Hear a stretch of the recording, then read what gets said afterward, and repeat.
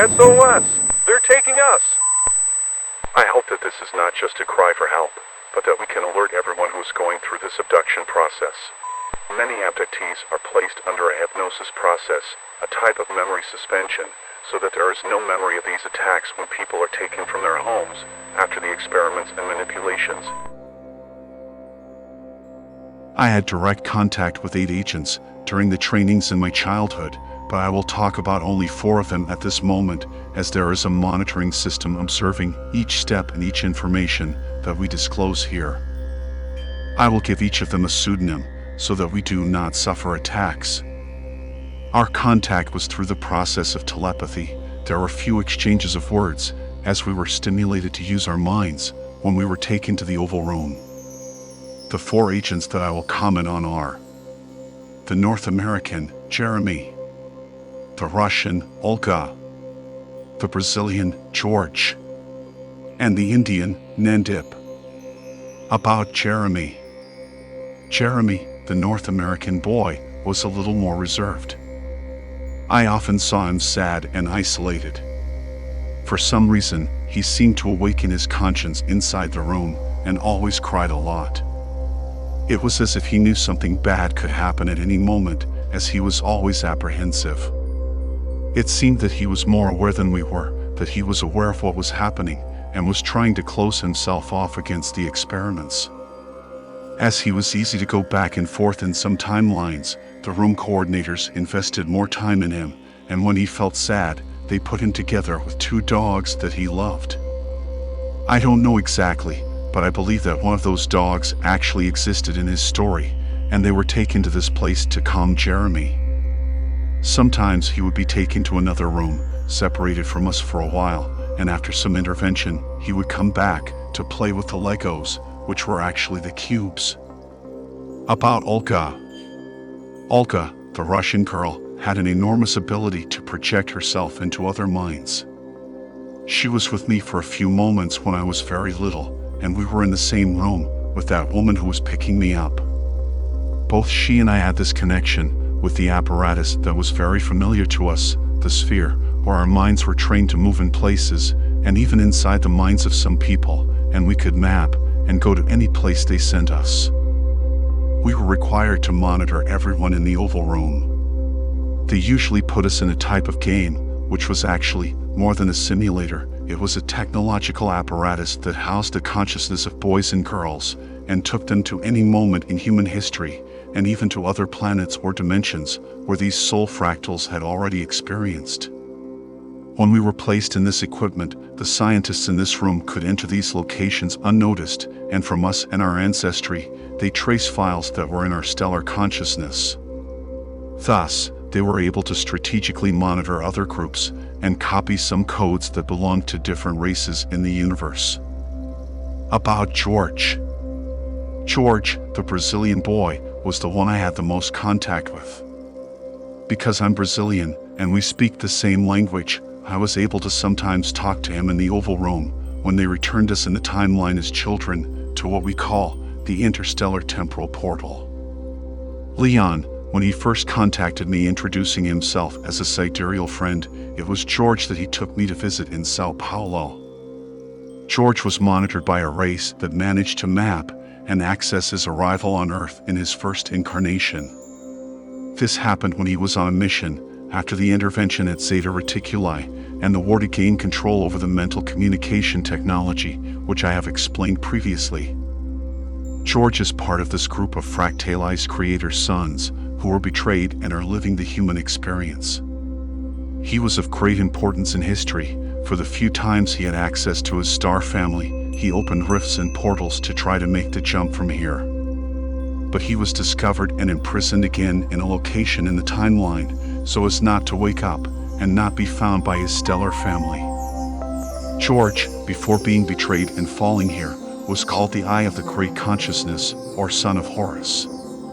He manifested with an energetic body, and by a type of hologram, he presented himself with a head of a hawk and an eye that glowed very brightly.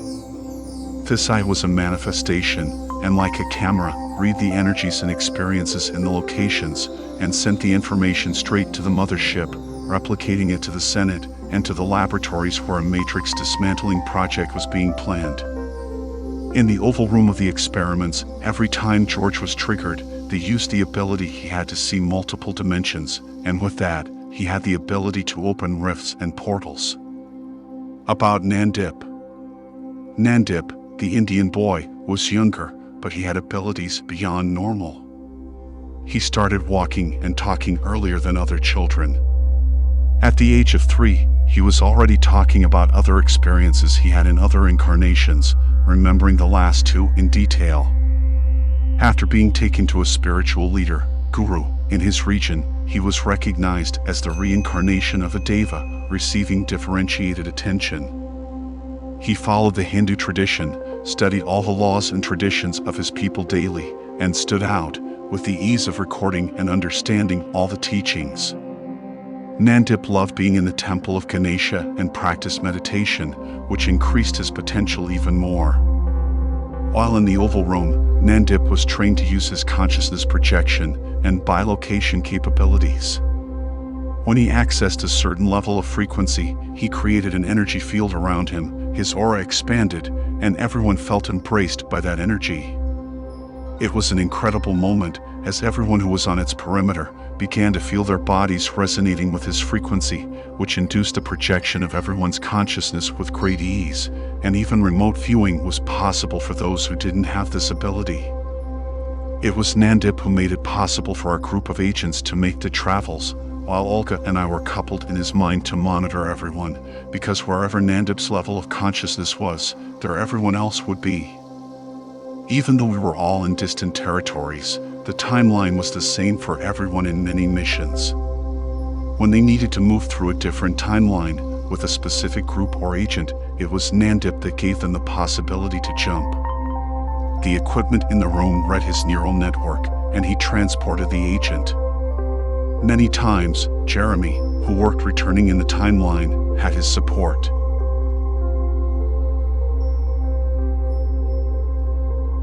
Each of us who became aware of the Oval Room project understood everything that was going on and why they were monitoring us for so long and so many times within our last incarnations on this planet. When we reached a certain age, we were separated into groups of 9 children. Of course, there was a reason for that, mainly because of the potential that each one had, as I mentioned. They mapped the family and consanguineous ancestry of each one, or we would be incarnated, and the stellar ancestry of before we arrived on Earth. They did this with a type of technology that scanned and manipulated us still during pregnancy, messing with some part of our human genome that could unlock some perceptions or psychic abilities. But the fractals that mattered most to them were a certain group of fractals of Creator's sons, Elohim, commanders and agents, linked to the engineers of the construction and expansion of the universe, who were compulsorily placed on this planet by some kind of trap, fall, or betrayal. The scientists linked to the Draco project, who coordinated the Oval Room experiments, disguised as good agents, had been studying each of these Creator's sons for a long time, who were fractalized as children incarnated on this planet. Even in the moments they were out of the body, between one incarnation and another, they were always forced to enter the incarnation wheel through an archontic project, and on each return, they were used and manipulated by the reptilian and gray scientists under the orders and command of the Dracos to serve 2 sinister agendas. The first agenda is to imprison and guard these Creator sons, as well as prevent them from accessing their star families and capabilities completely. The second agenda is the manipulation of a group of humans, starting with hybridization, for the Draco project that I have already explained. For the agenda to follow, monitoring was fierce, because often when scientists realized that some humans could awaken the conscience of their true essence, or if they were in contact with their ancestral network, the demiurges took the lead in the program and put in other jailers. For this, the demiurges used copies of angels or benevolent beings to carry out the reprogramming and cleaning of the consciousness and the return to the bodies in the biological experience, leaving us in terrible situations, in primitive places, with diseases and physical problems to limit our abilities, and using dogmatic, religious, and cultural control, so that we are always under pressure and pain, to the point that we don't even have time to wake up, or the peace to open our consciousness. They began to create holographic chambers, to leave us in a state of control and suspension under the dominion of the archons. Thus, with each return to the physical body, cleanings were made in the program called the Veil of Oblivion for the loss of any reference and connection with the true structure of each one. In the 18th century of our era, a force from outside our local universe, coming from the central hub of the source, or the primordial royal house, along with part of what we call the great cosmic consciousness and stellar beings, ancients of dawn, seraphim, archangels, cherubim, and angels, sent their representatives, who assumed the role of support for all humanity, and began to take advantage of the project of the negative ones, to wake up within this program. At one point, a group of humans started to wake up and understand their mission and why they were trapped in this situation, and they no longer accepted any explanation from the religious leaders. At that moment of humanity, the first movements began that would start so many initiatic schools.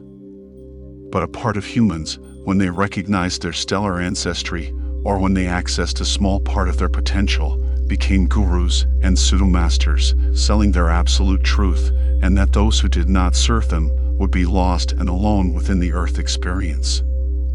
With that, the AI, the demiurges, the archons, the reptilians, the greys, and the Dracos, who were at the forefront of the sinister project, used this false awakening to create the worst of traps, the ego. So the ego was encouraged in these humans, who were fertile ground for the manipulation of the false light. Their minds were being manipulated, and led more and more to see themselves as the chosen ones, as a super medium or a god incarnated on earth, and that only they had the absolute truth. The project was well elaborated, using the very minds of those awakened ones, letting them feel small powers and magnetism over the mass, receiving distorted channelings, and putting the false awakened ones against each other so that they would destroy themselves within their own conceptions and false truths. These masters, gurus, and religious who have fallen into their own ego are dominating the internet networks with false flags and selling salvation, selling a seat in their spaceships, and yelling that anyone who doesn't follow them will be beheaded by their justice swords under the rule of a sovereign god, but who attacks with anger, pain, diseases, wounds, kills, separates, and destroys families and people who do not fit in his guidelines.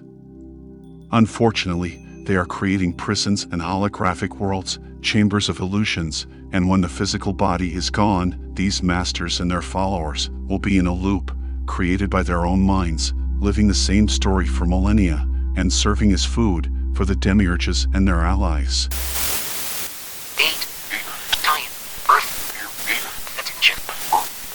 Attention Earthlings. Sorry for the interruption, but we need to transmit this message. Some scientists, including my team and I, became somewhat disconnected from our species group neural network just before we left our planet. This made it possible for us not to be mentally invaded by the Dracos and their AI god and continue acting on our own with our usual ethics. Unfortunately, this was not the reality for most. Some of us were completely absorbed by the draconian minds and were manipulated to the point of creating clone versions of ourselves, which only serve as biological robots in the service of their sick collective mind. Servants who do the dirty and dangerous work in place of their masters, but who are empty shells. They don't have a conscience inhabiting their bodies. Even with our species divided, we were still accountable to our Senate. It was they who, once again, made a new agreement to work together with the Dracos for the solution of the common problem regarding the genetic code of our species, because we had developed the virus, but not the antidote. Our joint effort discovered that it would be necessary to find a species in our universe that was free of nanotechnology so that we could reprogram our DNA. The challenge was to find a species that was compatible with our genetic code, and that would collaborate with us, something that some of our colleagues didn't care about. Yes, that species was the human, and the chosen planet was Earth. But it was very difficult, especially in the beginning, because humans were very primitive, and several interventions were necessary, including on the planet, because there were various natural predators for the species here. Since then, several delegations, with numerous genetic projects, have been working on the planet. Some bring together Dracos, reptilians, and Zetas to fulfill this common agreement between Senates. Others have Dracos and reptilians in charge, and are Zeta's brothers completely mentally dominated, who aim to solve the problem at any cost. Finally, a third type, to which I belong. Zetas with independent research, who act ethically and comply with the law, as we have always done. Since we were trapped in the Earth's electromagnetic field, when the frequency barrier came along, some of our fellows have volunteered to incarnate on the planet as humans, so that our research and development in the field was possible. That way, we don't necessarily need to abduct people against their will.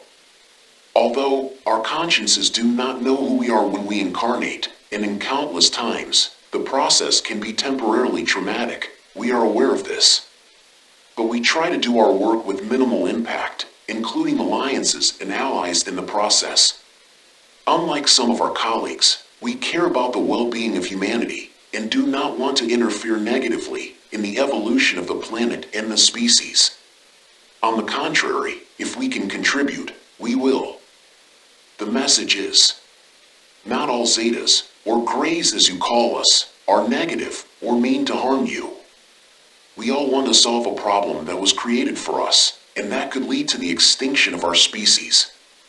But we want to do this ethically, and with respect for all forms of life.